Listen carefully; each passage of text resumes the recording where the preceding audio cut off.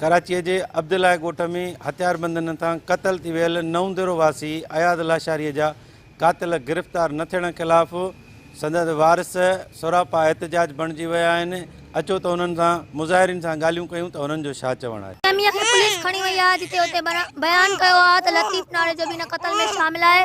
मां नोंदरे पुलिस के लाड़काने पुलिस के चवां थी त शो वो जिंदा शो तो घुमे, उनखे शो गिरफ़्तार नथो कयो वञे। दुकान उन्हनि जा शो खुलिया पिया आहिनि। शो असां यतीमनि जो इंसाफ़ नथो थिए। शो हिनमहिल ताईं 12 ॾींहं आहे मुंहिंजे अबू जो इंसाफ़ नथो थिए। शो उन्हनि जे ख़िलाफ़ कोई एक्शन नथो थिए।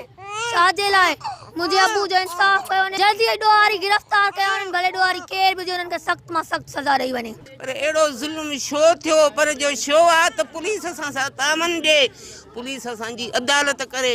जेकॾहिं पुलिस अदालत न कंदी त असां रिहा रड़ियूं करे कंहिं कोर्टनि में काथे बि वञी धरड़ा हणंदासीं। न त पुलिस असांजो इंसाफ़ करे। उन्हनि जो माल मारियो आहे, दुकान सरे आम खुलिया पिया आहिनि। हे इंसाफ़ पुलिस कहिड़ो कयो आहे? माल बदिरायासीं, हुननि ते छापा हणायासीं। हिकिड़ो हुनजो भाउ गिरफ़्तार आहे, पाण कातिल घुमंदो थो अचे, असांखे धमकियूं थो ॾिए। हेॾो असां सां हादिसो थियो आहे, नाजाइज़ी थी आहे, कोई बि तक जो न आयो आहे लड़ी। न को चङो मुड़ुसु, न को पीपीअ जो चूंडियल नुमाइंदो, कोई बि न आयो आहे हिन महिल ताईं।